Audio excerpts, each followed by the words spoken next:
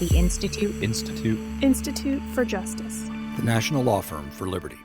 Hello and welcome to Short Circuit, your maybe bi-weekly podcast on the Federal Courts of Appeal. I'm your host, John Ross, joined today by IJ attorney Robert Everett Johnson and Sheldon Gilbert, the director of IJ's Center for Judicial Engagement. Since we last released a podcast, the Federal Courts of Appeal have released 179 decisions, around 30 of which we summarized in our weekly email newsletter, a short and sweet roundup of noteworthy cases. Subscribe at ij.org/short-circuit. Today on the podcast, we'll discuss 3 of those cases, starting in the Ninth Circuit. Robert, kick us off. Sure. So our first case out of the Ninth Circuit is a civil forfeiture case involving a lovely married couple who Judge Bybee tells us have been buying and selling drugs for most of their lives. And, these two people, they're heroin addicts, and to feed their addiction, it seems undisputed that they are not only buying drugs, but also selling drugs. The wife gets arrested. She's brought into jail. And the husband shows up to bail her out, and he shows up with $11,000 and $500 in U.S. currency, mostly in $100 bills. And he's there to bail her out. And the police, for reasons that are not entirely not understandable, say, we think that might be drug money, so they seize it, and they decide to keep it. It is kind of a little bit of a interesting move that somebody shows up to bail somebody out, and rather than allow them to be bailed out, you take the money and keep the money. But, it's not entirely not understandable. The case then goes to a jury. This is the rare civil forfeiture case that actually goes all the way to a jury trial. And I'd be interested to know what the backstory is on how these people managed to find money to pay for a lawyer over $11,000 in seized money, but that's not clear from the opinion how exactly that happened. Goes to a jury, and the jury enters what is a perplexing verdict. The jury has been presented by the government with 2 questions. One question is this money the proceeds of drug sales? In other words, is it money that was earned by selling drugs? And then the second question is this money that's intended to be used in the future to engage in drug transactions? In other words, is this money that is going to be used in the future to buy drugs? And the government's theory of the case is that the money can be forfeited under either theory. And the jury finds that it's not drug proceeds. So the jury has explicitly found that this is clean money, and the couple has a story about where the money comes from. It came from, the sale of some cars and an insurance settlement. And the jury accepts this. They find that it's clean money, but they find that the couple would have used the money to buy heroin in the future. And according to the government and according to the court below, that is enough to forfeit this cash. And so the case goes up on appeal to the Ninth Circuit. And what's the Ninth Circuit say? Sheldon? The Ninth Circuit says that's not quite right. It's not enough that you are thinking about possibly committing a crime in the future. We've traditionally said that that's completely an inadequate basis in criminal law, and so it can't be the basis for retaining the property for civil forfeiture purposes. Yeah, and that's what's really so striking about this decision is that it takes a principle that comes from the criminal law, which is that in order to be prosecuted criminally, you have to have not just thought about something, not just planned to do something, but actually have done something. And the fancy Latin for this is actus reus. But the sort of more plain English way of thinking about this is that you can't be prosecuted for a thought crime. I could sit here and I could think, gosh, I really hate Sheldon and I'm going to kill him. But unless I actually do something, I'm worried. Unless I actually do something to turn that into a reality, there's just nothing to be prosecuted for. And that's like a well-established principle of the law that goes back, to before this country was even founded, and that is so accepted in the criminal law that it's basically not in dispute. And there's really kind of 2 incredible things about this case. I think one is that the government would think that principle wouldn't apply in the context of civil forfeiture. So I think it just shows how the government is so used to thinking that with civil forfeiture, they can just disregard all the usual rules and do whatever they want. But then the other notable thing is that the Ninth Circuit says, no, we're actually going to enforce these criminal law principles in the civil forfeiture context, because I think as regular listeners probably know, with civil forfeiture, all the usual criminal rules get thrown out and your usual protections of the criminal law don't apply. And the government can take your property, they can force you to prove your own innocence, they can do all kinds of things that wouldn't fly under criminal procedures. But here the Ninth Circuit seems to be saying, no, we're going to try to make this more like the criminal context and less like its own sort of special context. And that, to me, really shows the progress that we're making on the civil forfeiture issue here, where courts are starting to actually try to make civil forfeiture cases look something more like an actual criminal case. It's kind of remarkable how much the civil forfeiture world has changed just in the last couple of years.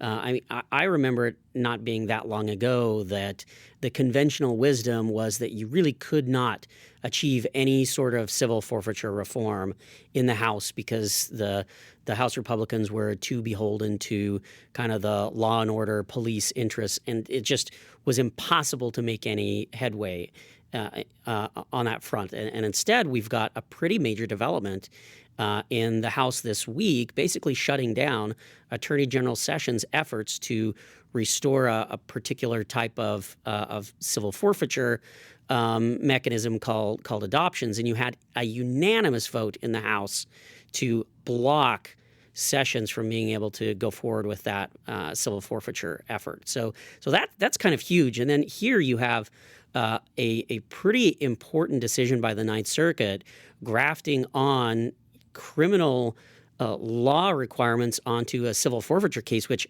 I don't think I would have expected a few years ago. And I certainly wouldn't have expected it in a fact pattern like this, right? Rob started out by talking about, what these, this couple is actually like, and they're not exactly, the type of people you'd expect to win. And an opinion authored no less than by Jay Bybee, right, who is generally no friend to criminal defendants, I would say. Right. He's a George W. Bush appointee. He's very much a law and order guy, kind of is famous for his hard-hitting legal memos in the Bush administration and the so-called war on terror. And to have Bybee be the one that's kind of leading the charge here in this opinion is kind of remarkable. And I guess my question for Rob, who's been kind of on the front lines of these forfeiture fights, is like, how do you account for this shift, both in the halls of the politicians on Capitol Hill and in the courts? Like, how do you explain why the world is so different now versus just a couple of years ago? Well, I honestly do think it's because of the stories that IJ and the people who work with IJ have been putting out there about victims of these laws. This couple is not particularly attractive. On the other hand, there are a lot of people who are targeted by these laws who are much more sympathetic stories. And I think people are starting to realize that, the protections of the criminal law exist to protect people who are innocent and who are, relatable in some sense, and that you can't just throw those protections out because you see some people who you think, yeah, they seem like bad people, let's go after them. Because once you start throwing those protections away, everybody is vulnerable. Yeah. Next thing you know, you have a Christian rock band having all their money seized that they had raised in fundraising concerts to help an orphanage, right? Like literally stealing money from nuns. Those type of stories really hit home with kind of everyday people and with, jurists on every side of the spectrum. And I think even though that particular case, which is an IJ case, was resolved without a decision by a court, it got a lot of press, right? And it's those type of stories where kind of everyday people say, hold on, this doesn't sound like you're doing criminal law, you're punishing criminals and taking stuff from criminals. It sounds like you just have found a piggy bank that you can use for things like, I think the big news this week was that Tennessee has used, hundreds of thousands of dollars in civil forfeiture funds for catering cop events. And the question is, okay, so we're taking people's money from them. We're using it for things like margarita machines and catering and stuff like that. Is this really what our criminal justice system is about? Yeah, and this is a way that we're used to thinking about things in this sort of criminal context, right? Like, we require the government to come in and prove guilt beyond a reasonable doubt. And I think everybody knows that in the criminal context, that means there are going to be people who maybe did something wrong. They're not particularly attractive people who nonetheless get to go free because the government can't meet its burden. And we understand that those protections exist because that's how we also protect the innocent people. And in the civil forfeiture context, the government just seems to have forgotten all about that principle and to think, gosh, there's bad people who we want to go after.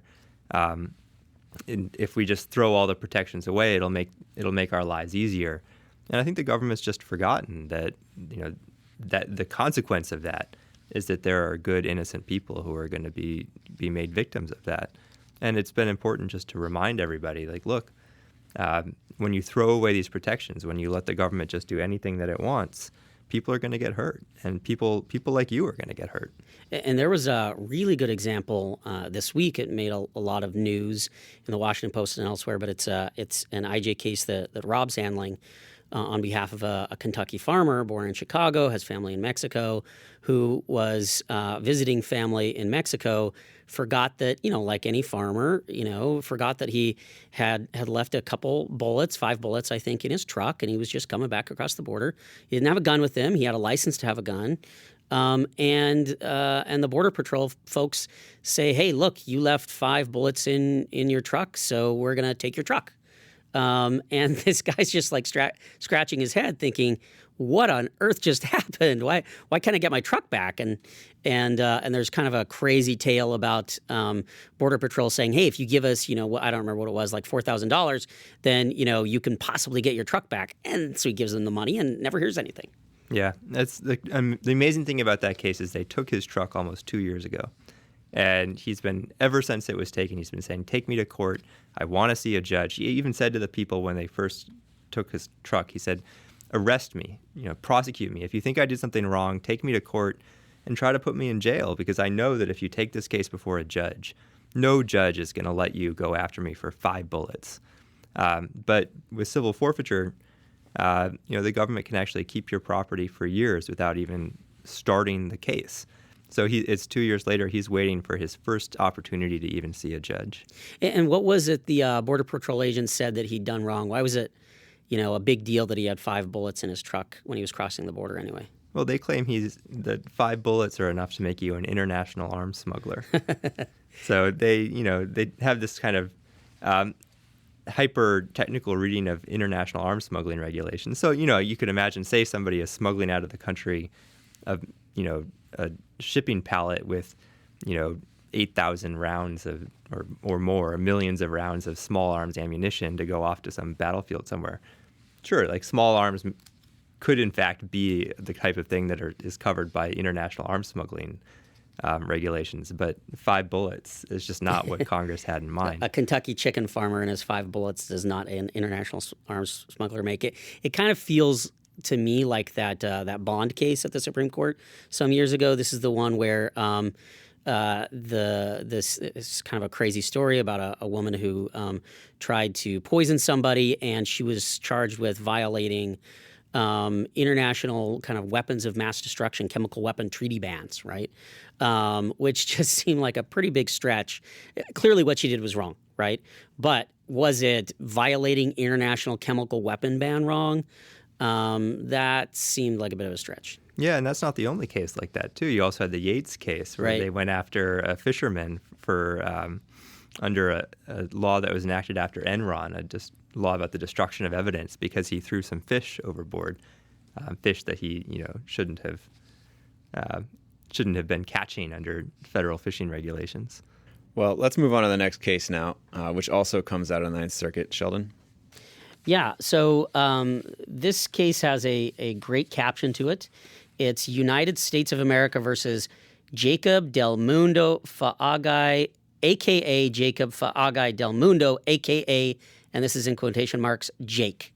So I'm just going to call him Jake. Let me tell you a little bit about this case. It takes place in beautiful Hawaii, and basically the court authorized a wiretap of this guy named John Penatani, and they suspected him of meth trafficking. So they found John Penatani because they had arrested his cousin, Makusi Penatani, who kind of flipped on him and said, hey, yeah, you caught me with meth. I got it from my cousin. And so the police get a court order to start listening in on John's phone calls. So one day, the police see Jake Fa'agai meet up with John Penatania, and they see him a couple times. They meet at a restaurant. They meet at a couple other places, and then the police don't know what's happening in those meetings. They watch the meetings, but nothing untoward seems to take place. No money is being exchanged. No goods are being exchanged. It just seems to be two guys who are meeting up with each other. But then the police intercept a text message exchange between John and Jake. And they're talking about whether or not they should meet at Costco. And Jake says, "Hey, let's meet at Costco because I need to buy some food," right? And the cops, radars automatically start going off like, "Oh, why on earth would two guys be meeting at Costco to buy food?"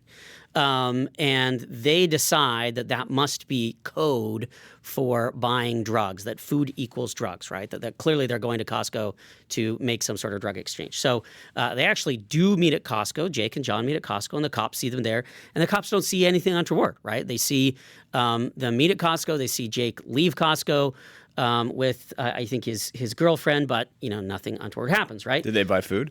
I'm not sure if they buy food. It doesn't say in the record, but they did see them leaving Costco. Now, I was kind of wondering what this guy would have been buying at Costco, and I was doing some Googling on this particular defendant. And in 2008, it turns out he was arrested for hitting another guy in the head with like a 47-ounce can of pineapple juice, right? So I don't know where else you buy a 47-ounce can of pineapple juice except at in bulk at Costco. So it's not totally inconceivable to me that this guy is buying food at Costco, right? Even if he's using it for untoward purposes. But nothing happens. The police intercept another text exchange where Jake, the guy that we're talking about, emails John Penatania or texts John Penatania and says, "Hey, I really need to get those tools from you. I need to borrow those tools because I don't want to lose my job. I need some tools to do my work." Well, the police don't know whether or not Jake works in construction or whether or not he needs tools or not, but they once again decide that tools is code word for drugs, right? And on this basis, they concoct this fake traffic stop, right? So after they see Jake and John, not doing anything untoward at 7-Eleven, they have an officer pull Jake over and say, "Hey, Jake, we have a report that your truck was used in a robbery." And Jake says, "Absolutely, that's crazy. I didn't just rob somebody. What are you talking about?" And so the police officer says, "Well, can I, search your car?" And Jake says, "No, you don't have any reason to search my car." So the cop kicks him out of his car. Jake's really upset. He calls some friends. And eventually the cops find a backpack that does, in fact, have meth in it. And Jake says, "That's not my backpack. That's my uncle's." But on this basis, he's arrested. Now, that brings us to kind of what happens in the courts here, right? Jake says, "Hold on, that was an unconstitutional search, and I think you should suppress the evidence of the meth in the backpack because you didn't have probable cause to search my car and find that."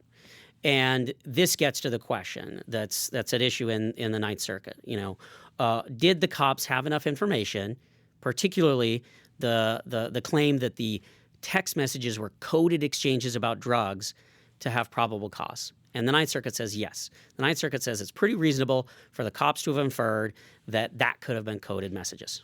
Explain their reasoning, Rob. Well, really the reasoning of the majority opinion here seems to come down to looking at the sort of overall picture of what's going on here and the fact that these are known drug associates, that the person who's the target of the wiretapping investigation is a known drug dealer, that he's dealing with other people who are known drug associates, that he's introduced to this guy Fa'agi by a drug associate, that there are conversations that in that context seem sort of suspicious. And then, as Sheldon suggested, well, why are two guys just like meeting up at Costco to buy food? Like, that seems a little weird. Also, the Costco that they went to wasn't the closest Costco, although we can get to this later, but the dissent points out that not all Costcos are the same. And it's sort of the big picture of it does seem suspicious. That seems to be the kind of view of the majority. On the other hand, the dissent says, look, that's just basically taking a bunch of little things that are in and of themselves not suspicious, and by stringing them all together, trying to say that somehow amounts to something that is suspicious. and that just isn't enough to get you over the line. You can't just take a whole bunch of things that on their own are not probable cause and sort of combine them all together and say, and there's so many things that are kind of borderline probable cause that now we have probable cause. Well, he didn't seem to think that much of it was borderline at all. He seemed to think that very little of it was suspicious. Well, a lot of these things are, in fact, suspicious. They're just not quite enough, right? Like the fact that somebody has a history of being involved in the drug trade is a reason that could be suspicious, and in combination with other very suspicious things might give you probable cause.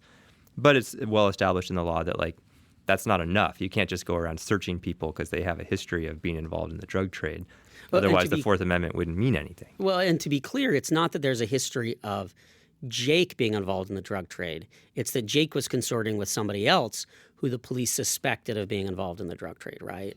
Well, he was consorting with somebody who I think they knew who had previous convictions, I believe. Right, but the Supreme Court has said that alone, like hanging out with people who are convicts, is not probable cause, right? And that gets to the heart of the problem here with the way the court applied the totality of the circumstances test is if you kind of take all these 7 different things like, you know, the text message about Costco and the text message about the tools, each one of those things in isolation doesn't seem like would not be able to support probable cause, right? But can 0 plus 0 plus 0 plus 0 plus 0 plus 0 equal something greater than 0, right? That, I think, is the heart of the problem identified by Judge Kaczynski in his dissent, that it can't be right that the sum of the parts is far greater than each of the parts individually.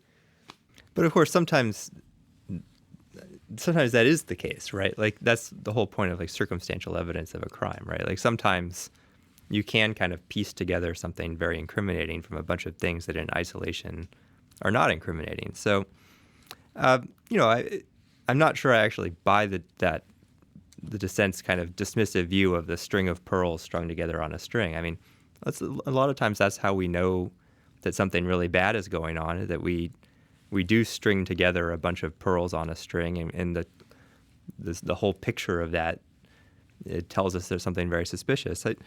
At the end of the day, I think the dissent's probably right that there's not quite enough here to be probable cause. But at the same time, I actually thought the majority opinion was very detailed and was very thorough, and to me was actually an engaged opinion that found that there was enough here. I didn't think it was outside the pale of what you would want to see a judiciary doing. To me, the most important part about this case is what we learn about Judge Kaczynski and Costco. I love, he says, many people go to Costco to buy food. If talking about shopping for food at Costco were sufficient to justify a search, many of us would be searched by the police twice a week, thrice right before Thanksgiving, which just makes me want to go to Kaczynski's house at Thanksgiving. I really want to know like what this big, huge meal is that he's throwing. I will say I did clerk for Judge Kaczynski, and when I was clerking, pretty much everything we ate in Chambers came from Costco. So he's not kidding when he says that he goes to Costco. Well, someone tell us about the last line of the dissent, and then we'll move on. Oh, the last line is fantastic. It says, accordingly, I dissent and I'm off to Costco to buy some food. And whether this is code by Kaczynski for purchasing meth, I don't know. I guess we'll just have to take Rob's word for it that he's probably just buying actual Costco food. Well, we may or may not dissent, and we are off to Wyoming to talk about their ag-gag law. Rob? All right, so this is a case about trespassing. It's also a case about the First Amendment. So the state of Wyoming was very concerned with people collecting environmental data that could be used to support greater environmental regulation. So they passed a law that basically made it a crime, both a civil offense and a criminal offense, to go on private property for the purpose of collecting data. And the only real data that they had in mind, I think, was environmental data. This opinion in particular focused not on collecting data from private land, but rather on people who are crossing over private land to then collect the data from public land, which may turn out to be an important... they cross a ranch and they get to a public stream and then they measure the water quality. Exactly. And so the question becomes, do you have a First Amendment right to collect data? And is that First Amendment right implicated by what a statute that could be sort of characterized as a trespassing statute. And what the state is saying here is, well, look, we can prohibit trespassing and there's no First Amendment right to trespass. What the 10th Circuit says, and I think correctly, is, look, that misses the point. You don't have a First Amendment right to trespass, but the collection of data that you're going to disseminate to make a point is something that implicates the First Amendment. And I think people may recall we actually talked about that very point in our podcast on the question of cameras and filming the police, that you have a right to film the police because if you have the right to disseminate information, you also have to have the right to collect it. So the 10th Circuit says you have this right to collect data, and you can't be punished extra because you have this purpose to engage in protected expressive activity. Yeah, I think that's probably the key to the opinion here. It's not, look, there is a general trespassing statute in Wyoming, right? And nobody is challenging trespass laws. What they're saying is you can't say, okay, if you are trespassing to collect information, then you get extra penalties, right? Because really what that says is that what the legislature is concerned about is the information, right? They want to block the creation of the information. They want to punish the creation of the information. They want to prevent the spread of the information. And that starts to seem like speech. Now, there's this tough question about this line between the creation of speech and then the speech itself, and if there is, an unfettered, unlimited right to the free flow of information to collect information for speech purposes. And the court struggles with that a little bit. Yeah, it's an interesting case because it actually, in some ways, takes issues that have been developed in certain lines of cases and it flips the partisan frame on them in an interesting way. So the main case that all of this is proceeding from is a case called Sorrell versus IMS Health, which was a case decided at the Supreme Court in an opinion by Justice Kennedy that found that there was a regulation that restricted the use of data collected by pharmacies in the course of filling out people's prescriptions. And it restricted the uses that pharmaceutical companies could make of that data. And the Supreme Court found that this restriction on data collection and data dissemination implicated the First Amendment and was unconstitutional. And this is an opinion that progressives just love to hate because it's just big pharma is using people's information to sell them drugs and this is terrible. But that's the main opinion here that is cited by the 10th Circuit, saying, look, the collection and dissemination of information is totally something that is protected by the First Amendment. And then the other sort of line of cases that is floating in the background here are cases about hate speech. And, the sort of, I think, conservative side of the legal world has been arguing that you can't punish somebody extra just because they have a bad motivation, that they don't like somebody. That starts to implicate the First Amendment, not just hate speech, but also hate crimes, right?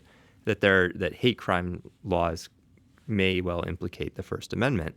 So if you murder someone, that you should be charged with murder, not with murder plus extra because you didn't like that person's ethnicity or something. Right, exactly. Murder should be a crime, and the reason that you murder somebody, we shouldn't go around punishing people because they have bad thoughts in their head, right? And that really is the same principle that the 10th Circuit is articulating here. Trespass is bad. We should go after people who trespass, but we shouldn't go after them extra because we don't like the reason that they're doing it. In that way, it's kind of this case is a weird cousin to the bail forfeiture case we just talked about this idea that, whether or not you can punish people for the thoughts in their head. Maybe the couple had in their mind that they were going to spend that $10,000 or whatever it was on heroin, but that's not how we roll, right? We don't punish people for the thoughts in their head. There is the opinion does quote one of my favorite sentences from that Sorrell opinion at the Supreme Court, which said, "Facts, after all, are the beginning point for much of the speech that is most essential to advance human knowledge and to conduct human affairs." And I think that's a fantastic line, but the concern is that can be used as the basis to eliminate all sorts of restrictions and regulations. So, for example, there's a famous case from the 1960s where some individuals brought a First Amendment challenge to a ban on travel to Cuba and said, hey, we need to go to Cuba to get the facts on the ground, to see what things are like, and you're blocking the free flow of information, and that violates our First Amendment right to collect information, to engage in speech, right? And the court says, no, Zemel versus Rusk, that case is different, right? Decreased flow of information isn't by itself enough. In this case, the plaintiffs are challenging, if the plaintiffs had challenged kind of the regular trespass statute, they would completely fail, right? But here, Wyoming has singled out the creation of speech for kind of differential treatment. They get special treatment, especially harsh treatment. So it'd be more like a travel ban to Cuba that has special penalties if you go there to write a book or make a movie, right? That would be the better analog to what we're talking about in Zemel. So it's not an unlimited principle, and there's certainly not any right to trespass that you can read out of this opinion. I think that's exactly right. I mean, this opinion does not say that you have the right to go on somebody's private land to collect data as a private citizen. I mean, that is not what the opinion is saying. What the opinion is saying is that the state can't punish you extra just because you're an environmentalist rather than a cattle rustler. So what happens now in this case? Well, I think there are a few different ways this could go. I haven't seen whether or not the state of Wyoming has sought en banc review by the 10th Circuit. That's a possibility. They could ask the entire 10th Circuit. They could ask the U.S. Supreme Court to take a look at this, to file a cert petition with the U.S. Supreme Court and seek to get a reversal there. Or they could do what they've already done once with this law and go back and revise it, right? So there's a long history in this case, but essentially there was an early district court decision that was a win for the plaintiffs challenging the law, and the state of Wyoming went back and kind of tweaked the law to address the district court decision, and then the plaintiffs amended their complaint and went back and tried again, and that's the result of this case. So I think it's entirely possible that Wyoming will go back and try and see if there's a way to make the law fit the appeals court's opinion. Now, how they do that, again, I think that the appeals court opinion does a really good job saying, like, look, it's clear what you were trying to do, right? You can't do heightened penalties for speech, right? You can't single out the creation of speech. So what then is the remedy that Wyoming could engage in to kind of save the ag-gag law, other than just kind of turning it into a mine run trespass statute that doesn't have kind of these extra penalties for speech? One interesting thing about the opinion that I guess the opinion I found rather underwhelming is that one of the pieces of the statute, one of the provisions of the statute says that if you collect this data impermissibly, right, you trespass and collect the data, and then you try and use that data in an administrative hearing, right, you try and get the private ranch in trouble for, releasing, waste into the stream or whatever, that one of the consequences of impermissibly collecting the data is that the data has to be expunged from the record, and the data can't be used for anything else in any other context, right? So it really is kind of a gag law. And maybe it's because the opinion didn't really need to reach this, but I think it's a particularly troubling aspect of the statute that really shows exactly what the intent of the statute was, which is there was information that they didn't want to become public and didn't want to be used, and they were trying to clamp down on that. Yeah, and that's something we see in a lot of different contexts where you have people who, they're concerned about a certain issue, and rather than engage on the merits of the issue, they just try to control the flow of information about that issue. And that, time and again gets government into trouble under the First Amendment. Okay, that concludes the show. Thanks for listening, and be sure to follow Rob and Sheldon on Twitter for more judicial engagement. Their handles are @FreeRangeLawyer and @SheldonGilbert. Until next time, this is John Ross from the Institute for Justice, summoning you to get engaged.